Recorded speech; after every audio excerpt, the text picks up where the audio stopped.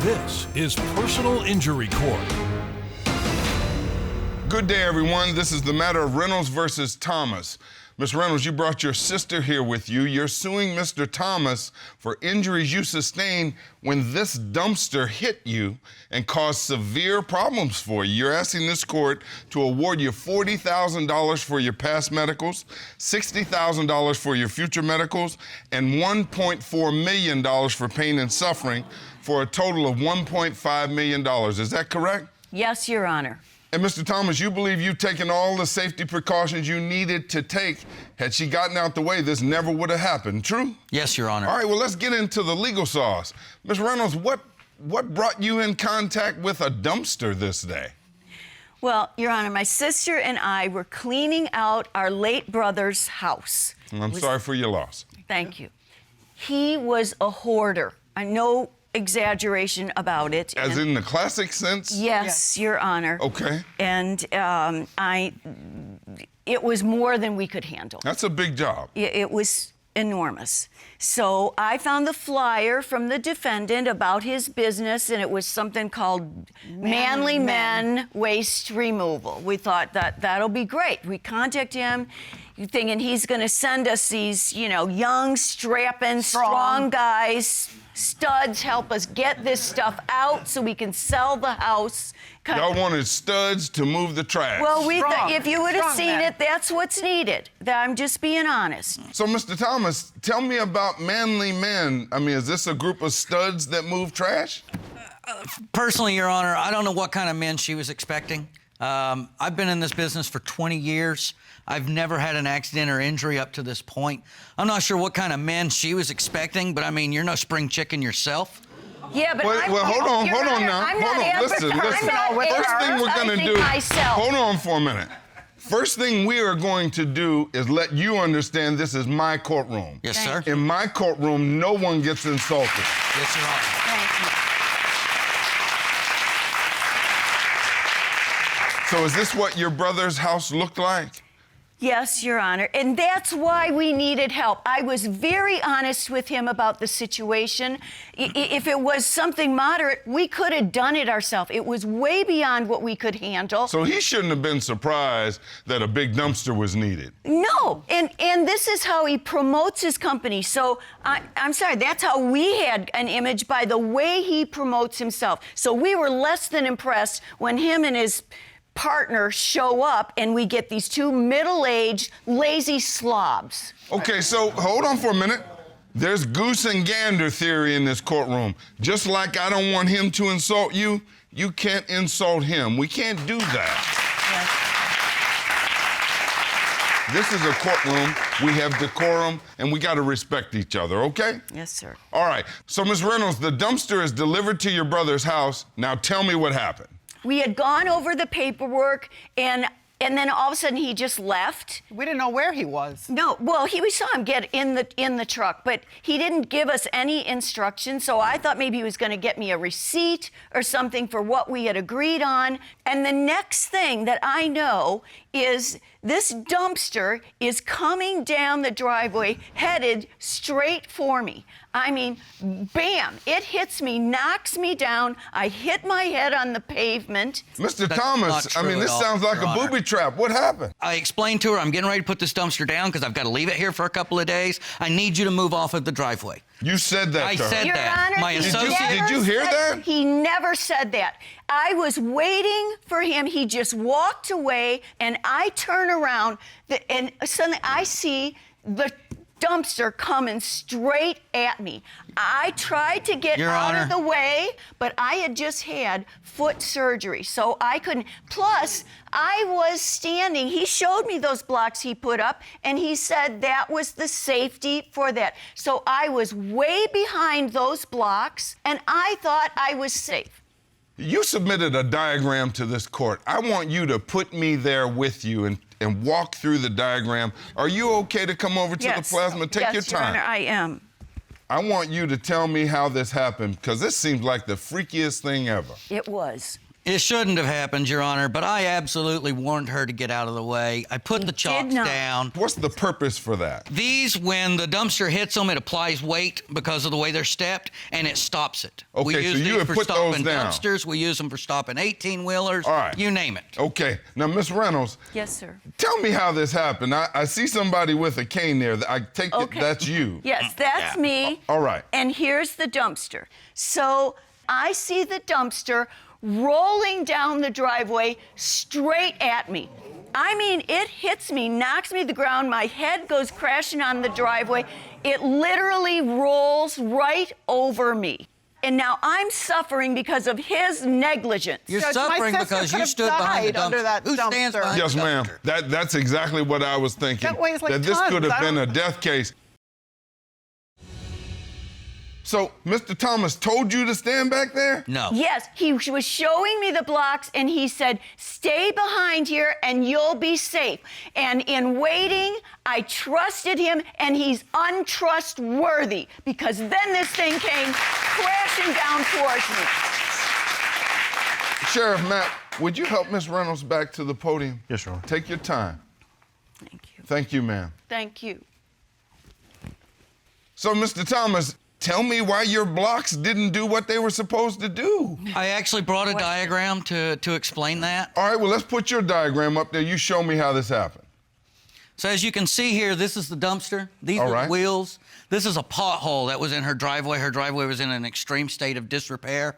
And these are the chocks. All right. This is where she decided to stand. This is not where I told her to stand. You'll see this pothole right here. Okay. As the dumpster came down, it slid down and it hits this pothole. And when it did, it stopped the left wheel. And the right side kind of veered over and missed the chalk and hit her. Judge, I Okay. can't This is believe- why you don't So this stand is behind kind of a the dumpster. freaky, It is. freaky accident. It is. But this is why you don't stand behind the dumpster, Your Honor. there are potholes everywhere. But Your Honor, he's talking as if now all of a sudden this pothole caught him by surprise. Yeah. Well, what a joke. Yeah, with all he his had years to pass that experience? pothole Come to on. get that freaking dumpster up by the house. How come he missed it on the way up and he's so shocked by it on the way down? So he's like blaming me. This was not even my house. Miss Reynolds. This is my brother's house. He's blaming me for the potholes in the driveway? Well, it's not really blame. It's who saw the pothole and knew what it meant to this situation. The more you lean on this pothole, the more it becomes obvious to everybody. You saw it too, right? Yes, it had been there forever. And I can't believe that's the only street he's ever had where there was a pothole.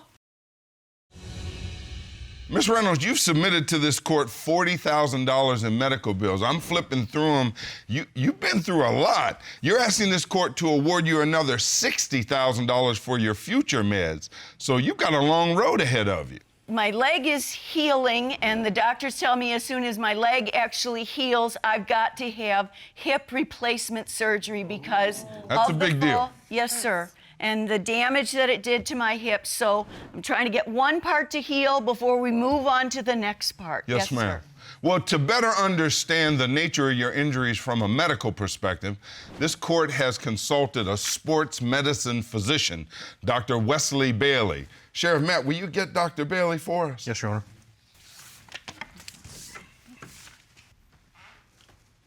Good day, Dr. Bailey. Good day, sir. Can you explain the nature of Miss Reynolds' injuries? Well, Your Honor, the plaintiff suffered multiple injuries all over her body. These include a fracture of her left arm, as well as multiple fractures of her leg. Miss Reynolds mentioned the need for hip replacement surgery. What does that involve? Basically, the surgeon will make 1 to 2 incisions or carefully placed cuts into the hip joint. They'll scrape out the cartilage in the hip socket, and these parts will be replaced with prostheses made of either metal or high-grade plastic. And then a new top-end will be placed into the hip bone. What's her pain experience going to be like even after these injuries heal? She may still experience chronic pain at all or some of these fracture sites. All right, doctor, thank you so much. Thank you, Thanks sir. for visiting us. You are released. Thank you, sir. Mr. Thomas, this was a disaster for Miss Reynolds. You see that? I do. And I'm really sorry that she got hurt. But again, this is not my fault. Now, you pointed out this giant pothole. Yes, sir. You saw that driving up there, didn't you? To be honest with you, no, sir, I did not. I did not notice it. So if these blocks had acted the way they were supposed to, and if the bin did not pivot, would they have just stopped it where the blocks are? It would have moved maybe a half inch and then stopped. She would have been safe if everything had worked perfectly. But we live in a world where things don't work perfectly. That's why I told her to move out of the way. Now, Mr. Thomas makes an interesting point. It's not like this was a Maserati moving down the driveway. Right. Okay? Right. When this is coming at you, what were you thinking? Get the hell out of the way! And I couldn't move fast enough. I turned. I was trying to get to the side of the driveway, but because of the surgery that I've already had, I couldn't move that fast. So all of a sudden, it slams into me, hits me, literally rolls over my leg. It mangles my leg. So Ms. Reynolds, you've asked this court to award you $1.4 million for your pain and suffering. Yes, sir. Please tell me about that. That's a lot of money. Yes, sir, it is. I had already had this surgery I was recovering from. And then because of his negligence, I had to have that surgery all over again and worse. And I'm told that I need to expect this for the rest of my life. So I'm going to be paying the price for his negligence because this meathead, I'm sorry, Your Honor. We're not going to do that. I'm sorry, Your Honor. It slipped out. I know this is important to you, but we can't resort to insult. No, you're right, Your Honor, and Yes, I ma'am. don't normally behave like that, but Yes, ma'am. Thank you. I've been Her motive is told, purely money, Your Honor. I've been told that I'm looking at a lifetime of pain. You just said her motive was purely money? She wants to sue me for $1.4 million? Well, you do see that she's got pretty severe injuries, right? And I am sorry that she's hurt, but $1.4 million? This is purely motivational money. Your Honor, That's all this we is were about. solving the money Well, you know, problem. I was feeling you there for a minute until you turned on the ice cubes. I haven't heard you say one time during this whole proceeding to her, look, regardless of whether this is my fault, I'm really sorry you're hurt. I have tried You gotta to say feel that. bad about that. Your Honor, I have tried to say that. Now, let me tell you something else. Even if you apologize, when people come into a courtroom and they truly feel sorry about something, they're afraid to say, I'm sorry, because they think that indicates fault. Under the law, it does not. It indicates you have a heart and that you're human. So if you want an opportunity to say, I'm sorry. Sorry she got hurt. Tell her. Look, I am sorry you got hurt. I don't believe anything you have Well, to I don't say really to me. believe I've anything done all you the have to say talking either because you've come out of Sorry the that bed. he's even Order here. in this That's court. what he's sorry about. Your Honor. I've heard enough.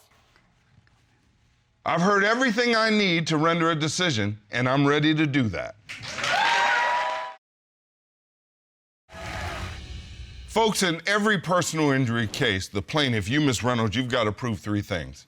You've got to prove that the defendant was wrong and that the defendant's wrong caused your harm. But being harmed alone does not mean you win. What I've got to figure out is whether you prove that Mr. Thomas was wrong. Here, you've put up evidence that he told you to stand where you stood in this driveway beyond these barriers that are designed to stop this bin if it slides a little bit, as Mr. Thomas anticipated. You didn't think this thing was going to keep rolling despite how steep this driveway was. Yes. But the thing that neither of you all anticipated is that a pothole would change both your lives. Yes. Under the law, when you have an activity such as a dumpster that's 5,000 pounds on a steep driveway that's in disrepair, you are the professional. You are called to notice those things and to take those into consideration in your safety equation because safety's first. Yes, Your Honor. You did not anticipate the pothole, and because of that, your safe operation turned into something that was very, very unsafe. Ms. Reynolds, I find that you have proven the wrong. You've proven that Mr. Thomas was wrong in not anticipating that pothole. Whether he warned you or not, he should have known about that pothole. I find you've proven his wrong. But he is not wrong by himself. Some common sense has to kick in even if you're hobbled with a bad foot. You can't be standing at the bottom of a driveway with a 5,000-pound weight about to come at you, blocks or not. This case is a classic comparative fault case, comparing your fault to your fault. Here I find you are 80% responsible, and Ms. Reynolds, I find that you are 20% responsible. So I find in your favor in the amount of $1.2 million and against Mr. Thomas, and that is my final verdict. This matter is concluded.